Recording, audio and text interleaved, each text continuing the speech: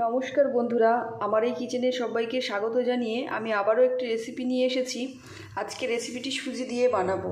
তার জন্য এখানে নিয়েছি 1 বাটি সুজি, এখানে আছে ময়দা, এখানে আছে কিশমিশ, আর গাজর আর আলুটাকে আমি এইভাবে ছোট ছোট করে কেটে নিয়েছি। এখানে আছে টমেটো কুচি, পেঁয়াজ কুচি, আর আছে কাঁচা লঙ্কা। এখানে আমি ফ্রাই প্যান বসিয়ে দিয়েছি।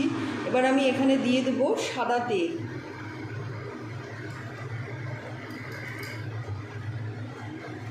তেলটা আমার গরম হয়ে গেছে। এখানে আমি দিয়ে দেব এই যে কেটে রাখা আলু আর গাজর।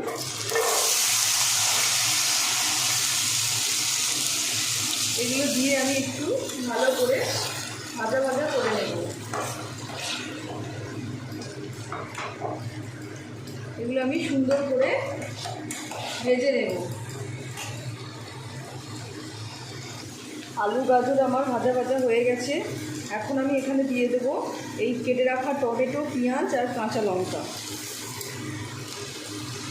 আর এখানে দিয়ে দেব এই যে কিশমিশ কুচিয়ে নিয়েছি। এখন আমি এই সবগুলো উপকরণ আবারও একসঙ্গে মাখিয়ে ভালো করে ভেজে নেব। দেখুন, এটা আমার ভালো করে নেড়ে চেড়ে ভাজা ভাজা করে নেওয়া হয়ে গেছে। এখন আমি এখানে দিয়ে দেব স্বাদ মতো লবণ, দিয়ে দেব হলুদ গুঁড়ো, আর দিয়ে দেব একটু জিরের গুঁড়ো। এবার একসঙ্গে এইভাবে মাখিয়ে ভালো করে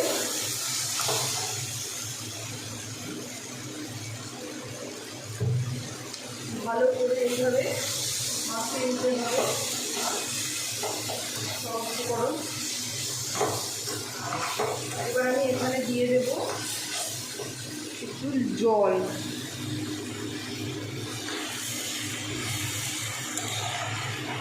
এই জলটা দিয়ে আমি 5 মিনিটের জন্য চাপা দিয়ে সিদ্ধ হতে দেব।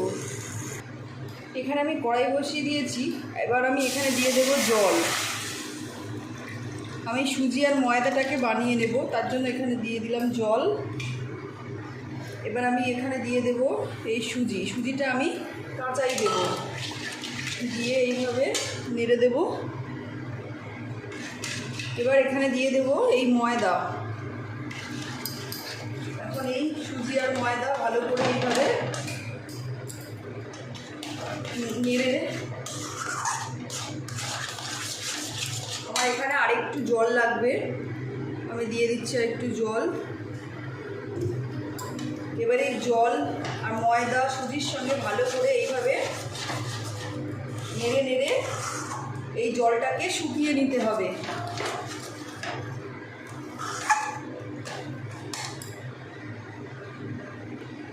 দেখুন, সুজি আর ময়দার এই ডোটা আমার একদম তৈরি।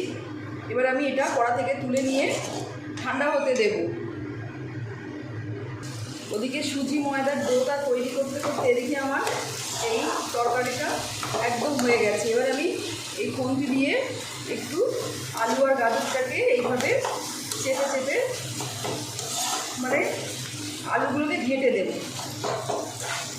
দিয়ে একটু শুকনো শুকনো মতো করে নেব।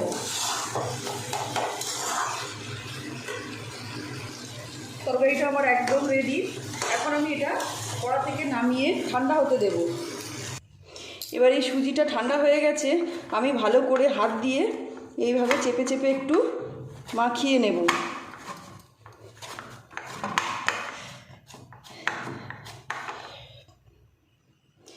আমি হাতে তেল দিয়ে নিয়েছি। এবার এখান থেকে একটা একটা করে নেছি এইভাবে কেটে আমি গোল করে নেব।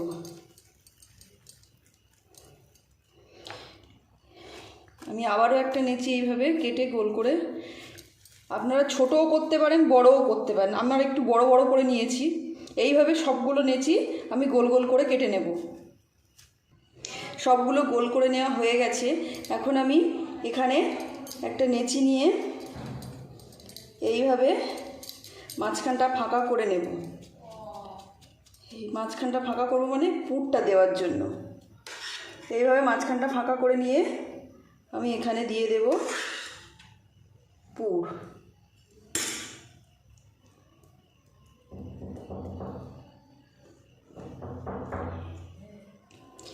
এইভাবে চেপে চেপে এগুলো ভালো করে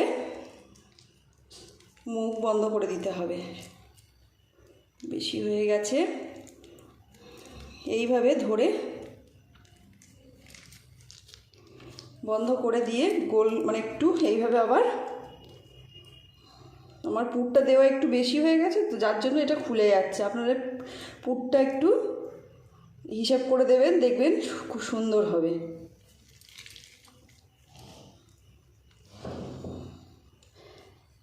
আমি আবারও একটি করে দেখাচ্ছি। এইভাবে গোল করে মাঝখানটা ফাঁকা করে নেব।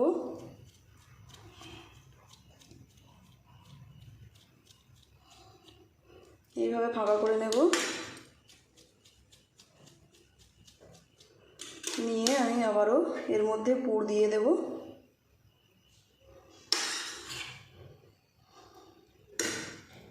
পুরটা দিয়ে এইভাবে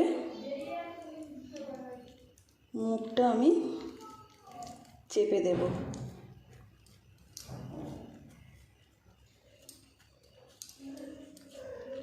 দিয়ে এইভাবে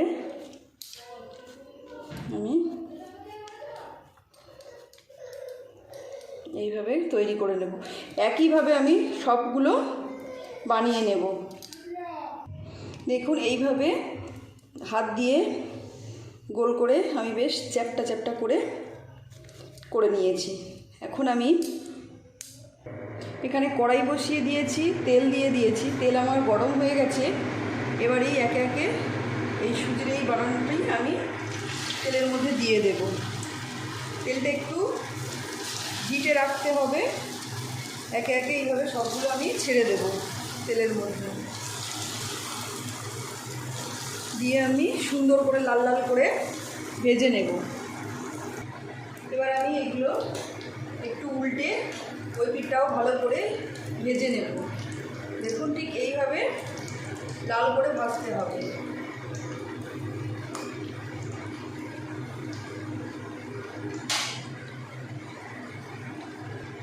দেখুন দুই পিঠই আমার ভালো করে ভেজে নেওয়া হয়ে গেছে। এখন আমি এগুলো তুলে নেব।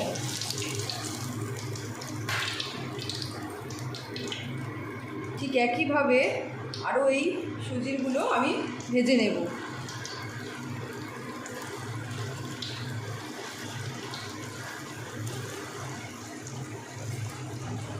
এগুলো আমি ভালো করে বেশ লাল লাল করে ভেজে নেব। দেখুন এগুলো আমার ভালো করে ভেজে নেওয়া হয়ে গেছে দুটো। আমি যখন এটা বানাচ্ছিলাম তখন ভাবছিলাম যে মুখ থেকে মুখগুলো খুলে পুরগুলো বেরিয়ে আসবে, কিন্তু একটাও মুখ খুলে পুরগুলো বেরিয়ে আসেনি। দেখুন আমি আবারও একটু উল্টে দেখিয়ে দিচ্ছি, একটাও কিন্তু পুর বেরিয়ে আসেনি। এইভাবে বানালে একটাও পুর বাইরে বেরিয়ে আসবে না। এগুলো আমার একদম কমপ্লিট। এবার আমি এগুলোকে তুলে নিচ্ছি। আমার এই রেসিপিটি আপনারা বাড়িতে একবার হলেও বানিয়ে দেখবেন আর কমেন্ট করে আমাকে জানাবেন যে আপনাদের কেমন লাগলো। আমার এই চ্যানেলটি ছেড়ে যাবার আগে like, comment, share and subscribe করে আমার পাশে থাকার অনুরোধ রইল।